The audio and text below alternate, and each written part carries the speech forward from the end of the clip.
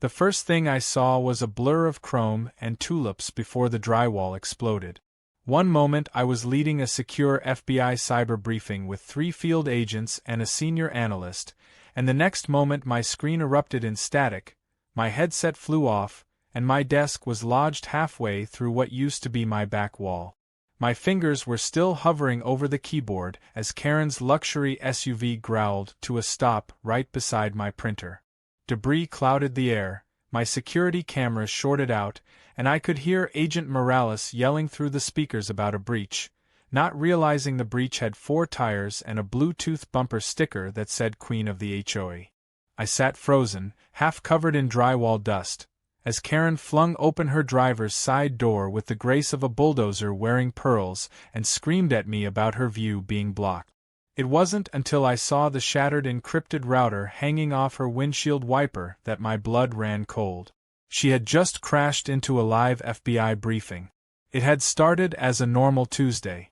I made my coffee, kissed my wife goodbye, and stepped into my converted garage office like I had 100 times before.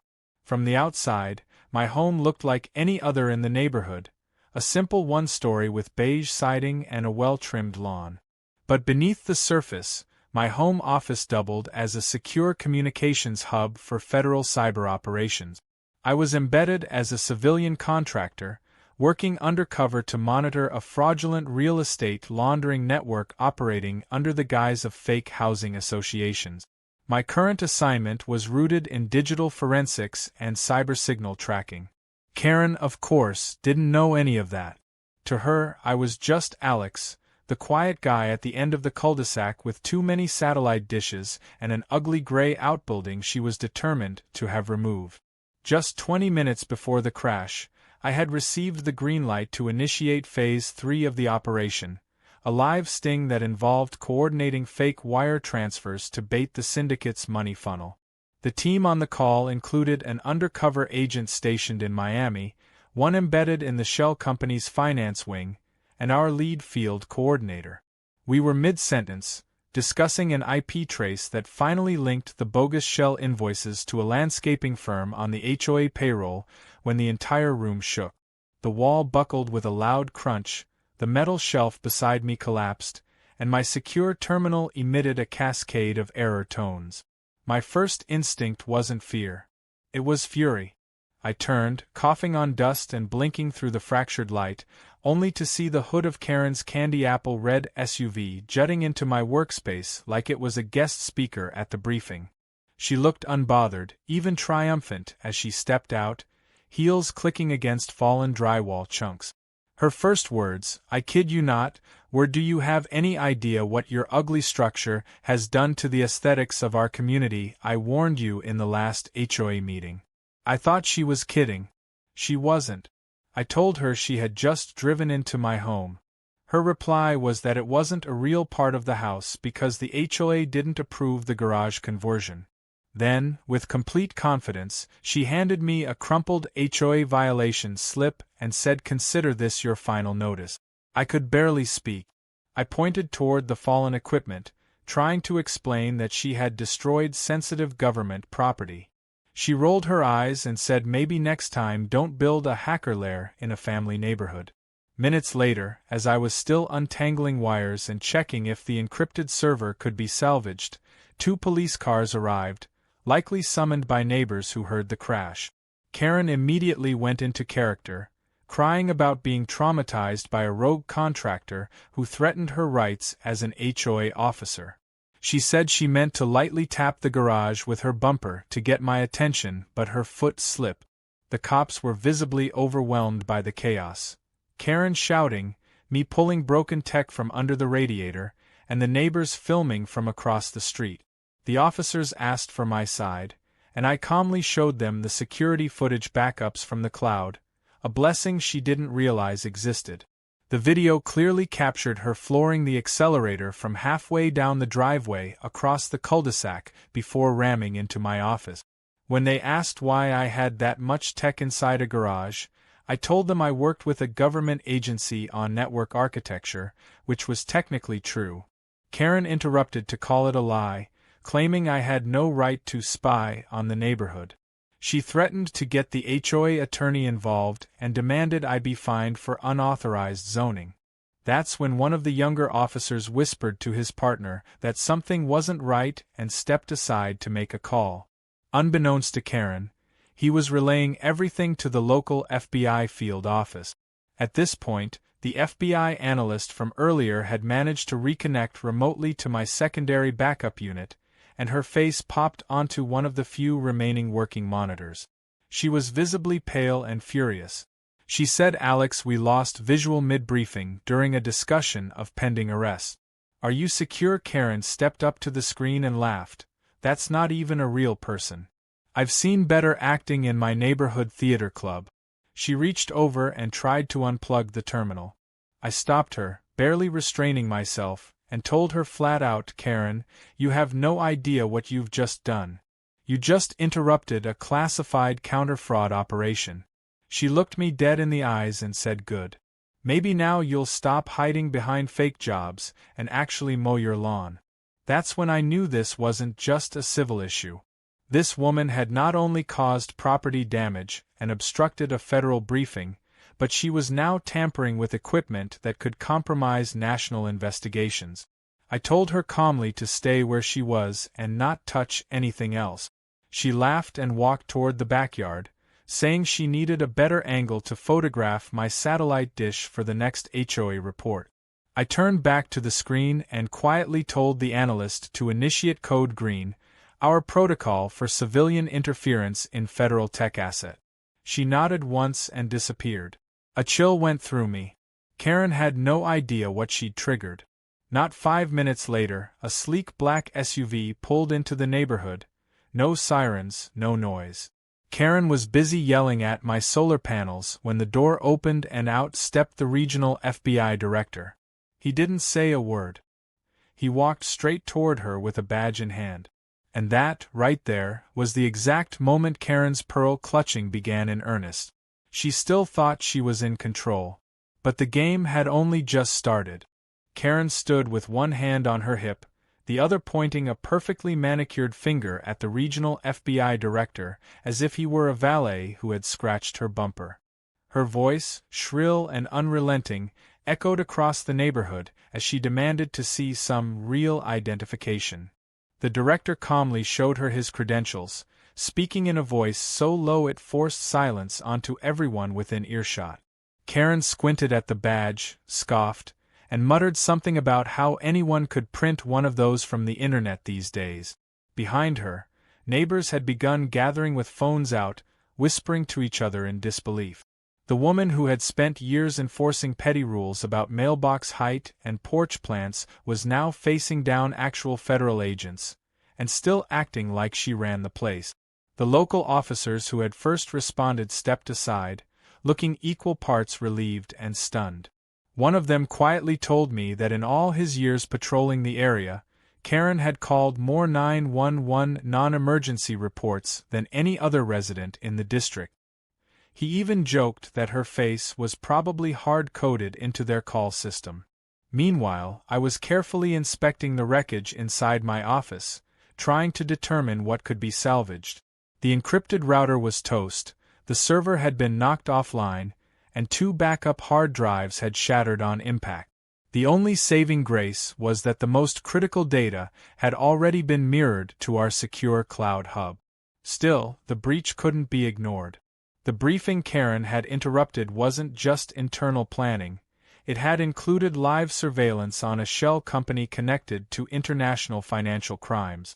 We were less than 48 hours away from a coordinated sting, and if any intel had been leaked or compromised due to her interference, the entire operation could fall apart. Karen's rants escalated as the FBI director ignored her and walked directly to me. He looked around at the chaos, splintered wood, tangled wires, and the smoking remains of a power supply unit, and then asked if I was physically okay. I nodded, assuring him that I hadn't been injured, just disrupted. He didn't smile. Instead, he told me the analysts were already scanning for outbound signals that may have been triggered by the impact. They'd lost connection mid-trace, and they needed to confirm the suspects hadn't been alerted. Karen chose that exact moment to demand that the director issue her an apology for the unauthorized garage conversion on her street. She claimed my home office violated at least 6 neighborhood ordinances, and she wanted a citation written immediately. The director stared at her for a moment, then turned to the local officer and said, calmly but clearly, "Take her into temporary custody for obstruction and interference in a federal operation." Karen's jaw dropped. The officer hesitated, looking at me for confirmation, and I simply nodded. Karen screamed as they gently cuffed her, not in fear, but in pure indignation. She yelled about lawsuits, city council connections, and how she was going to have everyone's pensions audited. She even tried to bark orders at the neighbors, telling them to stop recording or they'd be fined. No one listened. The moment Karen was placed in the back of the cruiser, an eerie sort of quiet fell over the street. I looked around at the crowd and saw something in their eyes that hadn't been there before, not fear or shock, but hope. The tyrant of the cul-de-sac was finally facing consequences, and it took the FBI to make it happen. While Karen sat fuming behind the cruiser glass, the director and I returned to the office shell. We swept the scene for any physical leaks or fragments that could pose a threat. The digital cleanup would take longer.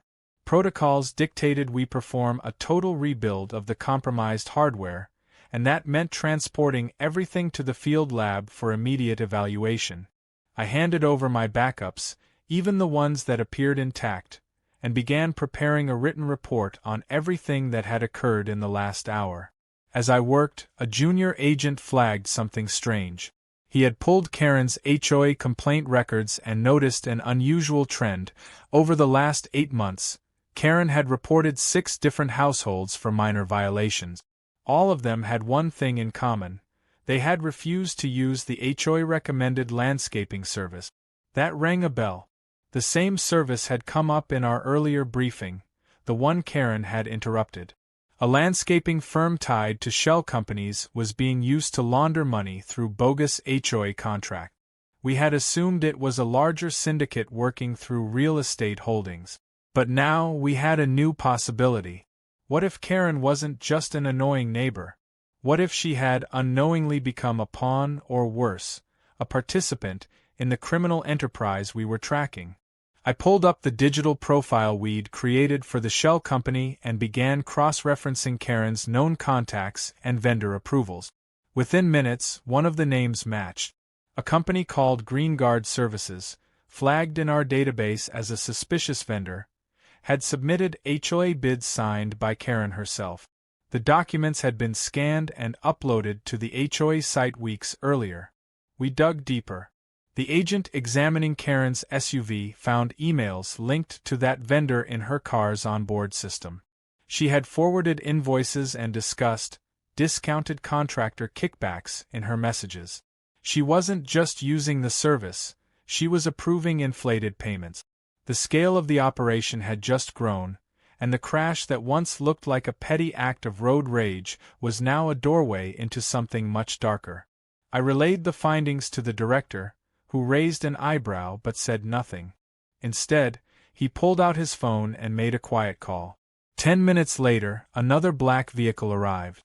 This one had 2 agents from Internal Affairs and a federal auditor. Karen's smug little kingdom was about to become ground zero for a full-blown financial crimes investigation. As the agents packed up the wreckage and sealed off the property, I couldn't help but glance at the note Karen had scrawled on the HOA violation slip earlier. It was petty and ridiculous, something about my wall being 2 inches above regulation. I almost laughed.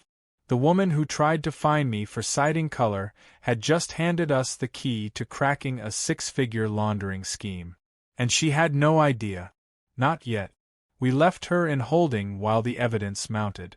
The director asked me if I was willing to go deeper, if I'd be comfortable working the case now that it was personal. I said yes without hesitation. After all, this wasn't just a home invasion.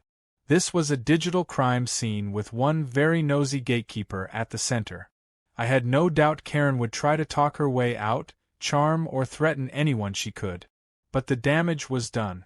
And if she really had connections with that landscaping company, then her entire HOA crusade might have been a cover for something far more criminal than poor taste in garden gnomes. The neighbors dispersed slowly, still whispering and watching as agents combed through Karen's house and began compiling files.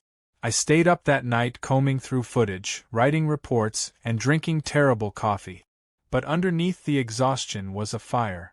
She had driven through my wall and into an FBI briefing. Now it was time to drive right through hers.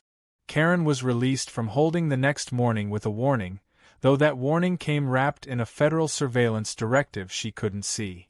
She returned to the neighborhood with a look of victorious rage, still convinced the entire incident had been a personal attack against her HOA authority. She even held an emergency meeting in her front yard, gathering the remaining board members and announcing that she had been unlawfully detained by imposters pretending to be federal agents. According to her, she was the victim of government overreach and the only one standing between the community and a collapse into chaos. What she didn't realize was that two of the agents at that so-called briefing had already infiltrated the HOA, posing as concerned residents. She was being watched, not just by the Bureau, but by her own neighbors, many of whom were more than happy to finally have a reason to push back against her tyranny. Meanwhile, I was doing my own work behind the scenes. After the crash and the revelation that Karen was tied to Green Guard services, the investigation had shifted into a much higher gear.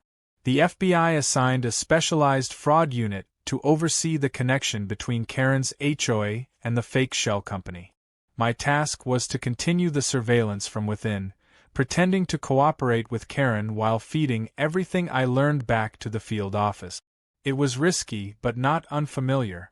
In my previous assignments, I had played everything from a small-town IT tech to a low-level city contractor, all while tracking digital embezzlement patterns through local bureaucracies. But this was different. This time, the suspect lived 30 feet from my front porch and had already rammed a car through my wall. I began by approaching Karen directly. I acted apologetic, even deferential, offering to drop any formal complaints about the crash if she'd be open to discussing HOA collaboration. I told her I'd been too reclusive, too secretive, and that maybe if we worked together, she'd see I wasn't the enemy. Predictably, her ego lapped it up like spilled champagne. She grinned, told me I had finally come to my senses, and invited me to her backyard the next day for what she called a vision session. I showed up at noon, holding a folder of fake zoning suggestions, and she immediately began walking me through her master plan. It included a color-coded chart of potential HOA expansions, a pamphlet on enforcing stricter lawn watering schedules, and a binder marked special vendors only. That last one was the goldmine. Inside the binder were documents I wasn't supposed to see. Payment approval forms, scanned checks, vendor bids, all signed by her. One stood out immediately. A landscaping invoice for $38,000 for irrigation enhancements along the Western Community Park, a section of land that hadn't been touched in over 5 years. There were no irrigation systems, no improvements, not even trimmed hedges. I smiled politely, asked a few innocuous questions, and used the moment to plant a small pinhole camera inside her patio umbrella, pointing directly at her outdoor filing cabinet. Over the next 3 days, the footage captured her accessing the binder multiple times, often while on the phone with someone named Mr. Langford. That name wasn't in our current file, but it didn't take long for the Bureau to find it connected to another flagged contractor previously linked to laundering schemes in 3 other states. As Karen bragged about her influence over the HOA board, she also began revealing more about the internal power dynamic. She claimed she had removed 2 former board members who asked too many questions, and even mentioned sending anonymous complaints to the city planning office to get a rival neighbor's shed condemned. Every word was recorded. The more she spoke, the clearer it became. Karen didn't just enjoy power, she depended on it. It gave her leverage, status, and the illusion of control. But in trying so hard to be untouchable, she had left fingerprints on everything. I compiled a report and sent it through the encrypted bureau channel. By the end of the week, Karen's name had moved from peripheral interest to direct connection on our suspect board. Her SUV crash, once seen as an inconvenience, had now opened a trail of fraud that spanned multiple HOAs, shell companies, and false contracts. What made it all the more bizarre was how unaware she seemed of the scale of her involvement. She truly believed she was just playing local politics, not realizing she had signed her name on documents that moved real money through federal wire fraud channels. Then came the break we needed. One of the undercover agents posing as a new resident scheduled a bogus landscaping consultation with GreenGuard, pretending to need upgrades to their backyard. Karen insisted on attending the consultation herself, claiming she needed to approve any major aesthetic changes. That meeting, which took place 2 blocks from my house, was captured entirely on audio and video. During the meeting, Karen chatted with the rep, an unlicensed contractor using an alias, and said the words that sealed her fate: "Just make it look good enough on paper, and I'll push it through. We've done this dance before." That was the moment she crossed the line from negligence to direct conspiracy. The agent nodded, played along, and later confirmed the man she met with had ties to 3 other investigations currently underway in different districts. The Bureau began preparing a full-scale financial audit, quietly backed by a federal subpoena masked as an insurance assessment. While Karen pranced around the neighborhood passing out HOA warnings about trash bins and leaf piles, a forensic team began compiling the embezzlement pattern. Over the course of 4 years, Karen had funneled more than $250,000 through falsified maintenance contracts and inflated bid.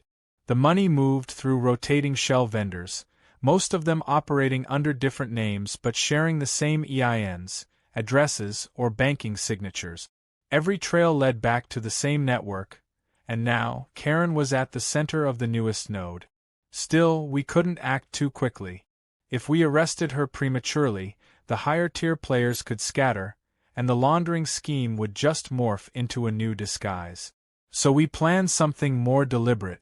I suggested setting a trap, one that would not only implicate Karen, but also flush out the man behind the curtain, whoever was using the HOAs as a financial laundering tool across state lines. The sting would involve a fake vendor, a fabricated contract, and a desperate attempt by Karen to cling to her influence. All we needed was the right bait. And Karen, as usual, was already preparing her next move, unaware that this time, the game wasn't hers to win. The plan was simple in structure but layered in execution. We'd introduce a new vendor posing as an elite urban development contractor looking to partner with HOAs for luxury improvements. The company was entirely fabricated by the FBI, shell branding, fake online reviews, mock contracts, and a slick representative with a business card and confidence to match. Karen, always eager to be the first to discover something exclusive, would be drawn to the prestige and the opportunity to brag. All we had to do was dangle it in front of her and let her do what she did best: grab control and leave a trail behind her. I played my role carefully. I mentioned in a casual HOA email thread that a friend of mine had started working with a contractor that specialized in neighborhood upgrades, and they were seeking a pilot community for a new grant-based beautification initiative. Within 10 minutes, Karen called me personally. She didn't ask questions. She demanded a meeting with the contractor. She framed it as due diligence, but her tone gave her away. This was her moment to outshine the other board members and claim credit for a potential $50,000 grant. She didn't even realize the email thread she was reading had been constructed to track her digital behavior, timestamp every link she clicked, and log each message she forwarded. The meeting was scheduled for a Thursday afternoon. It was staged at a house 2 streets over, owned by one of our cooperating neighbors. The FBI team had outfitted the living room with hidden cameras and microphones, and the actor playing the contractor was a seasoned undercover agent who had done similar roles in racketeering investigations. Karen arrived dressed as if she were walking a red carpet. She wore oversized sunglasses, an ivory blouse, and carried a binder thicker than a college textbook. She came prepared to impress, but she had no idea the walls around her were recording every word. The contractor introduced himself as Jackson Cole, Regional Coordinator for Newground Development. He handed her a glossy brochure filled with photos of upscale walkways, fountains, and pergolas. Karen flipped through them eagerly, nodding along as she asked pre-rehearsed questions about HOA-aligned implementation strategies. She was clearly trying to sound technical, but her focus sharpened when Jackson mentioned that most HOAs involved in the program received a 10% discretionary fund to use at their board's leisure. That was the hook. Karen asked if that fund was monitored, and Jackson smiled and said, "Technically no. It was distributed as part of an unregulated beautification grant." She grinned, tapped her pen against the table, and said, "Well, I think our community would be a perfect candidate." She agreed to push the contract through under emergency vote procedure, an HOA loophole she had used multiple times in the past to bypass traditional board discussion. She said it was necessary for time-sensitive partnerships, and within 24 hours, she had drafted a proposal and emailed it to the board with a manipulated timestamp to make it appear older. Of course, we had already seen her edit the metadata. Every action she took only deepened the case file. What she didn't know was that a forensic analyst was watching in real time, matching her input behavior to previous fraud templates we had documented from other communities infiltrated by the same laundering ring. By the end of the week, she'd arranged a vote. 3 members in favor, 2 abstained, and 1 mysteriously removed from the board for what she labeled as attendance delinquency. That member, an older man named Frank, came to me in frustration and said Karen had found a technicality in the bylaws to force his resignation. It was classic manipulation, but it served our purpose perfectly. With Frank gone, Karen now had just enough control to sign the contract herself. And that's exactly what she did. Her signature, scanned and submitted to our fake contractor, finalized the operation. What she didn't realize was that the moment she submitted the document, she'd also digitally signed a full record of her financial trail. The submission bounced through multiple federal monitors, each collecting time-stamped evidence linking her to the fraudulent vendor process. The sting was now fully active. Jackson set a follow-up meeting with Karen to review disbursement procedures. It was during this second meeting, this time at a cafe across town, that she finally implicated herself out loud. When asked about the grant's discretionary fund, she leaned in and whispered that she'd already earmarked it for some administrative adjustments, and that it was about time she got reimbursed for her years of unpaid service. She said it with such pride, like she was doing the community a favor. She even joked that she might get her SUV repaired on the HOA's dime, since the whole garage crash had been a necessary escalation to preserve neighborhood harmony. Every second was recorded, every word cataloged. We now had more than enough to press charges. But that wasn't the endgame. The real objective was to flush out who was handling the financial side of these fake companies. The person pulling the strings behind the shell vendors. That trail finally cracked open thanks to one of Karen's lazy mistakes. During a phone call with Jackson, she accidentally shared a forwarded email from someone labeled ML. The email referenced kickback percentages and advised her to use a specific routing number for future payments. ML had used encrypted Proton Mail accounts in the past, but in this email, he'd accidentally signed off with a business tag from a previous venture, a landscaping franchise in Nevada that had been shuttered during an unrelated tax fraud probe. That was the opening the Bureau needed. Within 72 hours, we had warrants issued for the IPs connected to the email.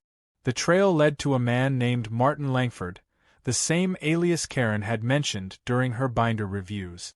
He wasn't just running fake landscaping companies. He was the architect of an HOA exploitation model that had been siphoning money from dozens of suburban communities across 3 states. Karen wasn't his only pawn, but she had been one of the most brazen. Her arrogance and thirst for control had left a breadcrumb trail that made the entire scheme unravel faster than we'd expected. The decision was made to arrest both Karen and Langford simultaneously. Coordinated field teams staged the operation with precision. Karen was to be arrested during an HOA community event she organized to celebrate what she called the upcoming transformation of our beloved neighborhood. She had even set up banners with her name on them, calling herself the architect of the future. Ironically, the stage she had built for herself would become the very platform from which she was removed. On the day of the event, as music played and residents gathered for free lemonade and speeches, a black SUV pulled up at the edge of the park. 2 federal agents stepped out, badges visible, and calmly walked toward the podium. Karen was midway through her grand announcement when one agent read her name aloud and informed her she was under arrest for wire fraud, embezzlement, conspiracy to defraud a federal program, and obstruction of justice. The silence that followed was almost surreal. The woman who had micromanaged shrub placement was now speechless as handcuffs clicked around her wrists. And somewhere, behind the crowd, Jackson Cole was already gone, his job done. The neighborhood didn't return to normal immediately, but something shifted the day Karen was driven away in that black SUV. Her arrest wasn't just the end of an investigation, it was a turning point for the entire community. 4 years, she'd held a grip on everyone through rules, fear, manipulation, and relentless citations for anything from mailbox design to holiday decorations. The silence left in her absence wasn't awkward or confused. It was relief. Residents stood around the community park, staring at the stage she had built for herself, now empty and draped in her self-congratulatory banner. No one spoke for a while, but slowly people started to smile. Some even laughed. One of the older neighbors tore down the HOA newsletter she had tacked to the bulletin board, crumpled it, and threw it in the trash. A few others joined him. Within days, the rest of the board voted to freeze all HOA activities pending a full audit. What they uncovered was worse than anyone expected. Aside from the massive contract fraud we had traced through the sting, Karen had been siphoning off small amounts from routine neighborhood fees for years. Annual dues, landscaping charges, and even petty fines had been funneled into fake administrative expenses. She'd built herself a financial cushion with HOA money, all while telling others their hedges were too long or their patios weren't up to code. With federal auditors involved, the full scale of her embezzlement was revealed to be over $280,000. Not only had she signed off on contracts to shell companies, but she had also created a web of fake expense reports, using made-up vendor accounts with minor spelling errors that had allowed her to funnel smaller payments into personal accounts under aliases. As the evidence was compiled, Karen was formally indicted on multiple counts, including wire fraud, financial conspiracy, falsification of community records, and misuse of public trust. Her attorney tried to claim it was all a misunderstanding, that she had been tricked by fraudulent vendors and misled by others. But her own voice, recorded in multiple meetings, told a different story.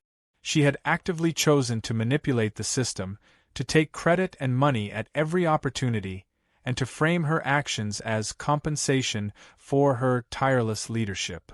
During the pre-trial hearing, she doubled down on her delusions, telling the judge she had every right to use neighborhood funds as she saw fit, because she was elected by the people. The judge didn't even blink before setting conditions that ensured she wouldn't step foot in the neighborhood again. Meanwhile, the FBI used the breakthrough to dismantle the broader operation. Martin Langford, the man behind the shell companies, was arrested at a private golf course in Florida where he'd been hiding under a new name. His arrest led to the exposure of a massive ring that had targeted homeowners associations in multiple states, exploiting their financial autonomy and poor oversight systems to launder millions of dollars. The operation had been sleek, hidden behind layers of suburban normalcy, until Karen crashed her SUV through my office wall and exposed herself as the weakest link. She had drawn so much attention with her ego and entitlement that she'd unraveled an entire criminal enterprise without even realizing it. For me, things didn't go back to how they were either. The bureau offered me a promotion, a desk job in D.C. leading a new subdivision focused on domestic fraud through civilian institutions. It was a prestigious opportunity, but I turned it down. I told them I wanted to stay embedded, to remain in the field. Not because I liked the chaos, but because people like Karen existed in every corner of the country, and often the damage they caused went unchecked for far too long. Besides, I'd grown used to this neighborhood. I'd rebuilt my office better than before, reinforced walls, hidden wiring, upgraded surveillance.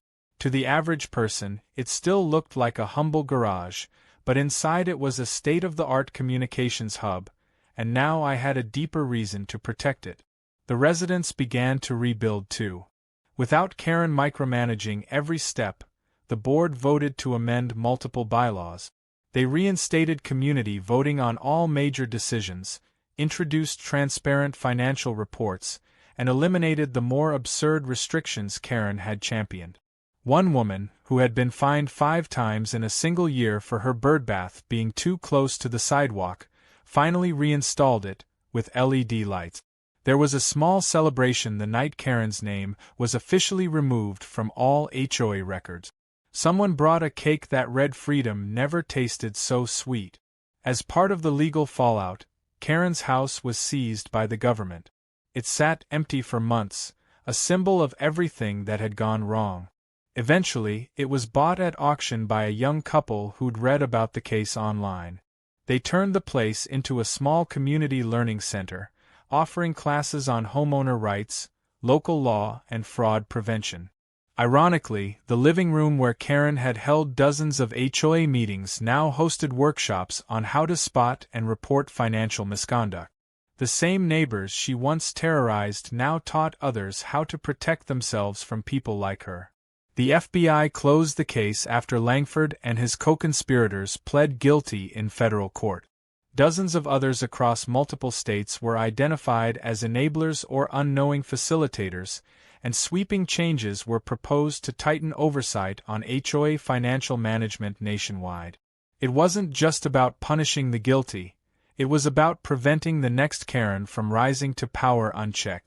Her name became a cautionary tale in every real estate legal seminar for the next year.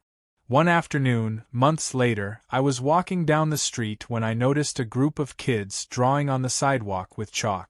They'd scrawled giant letters in blue and yellow near the old community sign. It said "No more Karens allowed." I couldn't help but smile. The neighborhood had changed, not just on paper, but in spirit. People who had once hidden behind fences and kept to themselves now talked freely, helped each other with projects, and laughed without looking over their shoulders. Something about seeing that unity grow from a moment of destruction made everything worth it. I still think back to the moment my wall exploded, when I was yanked from a federal briefing into the chaos of drywall, dust, and an entitled HOA president's tantrum. At the time, it felt like a disaster. But now I see it for what it was, a spark. Karen didn't just crash into my home that day. She crashed into a wall she thought would never push back. And the neighborhood, the bureau, and the system, all of us, finally stood up and reminded her who was really in control.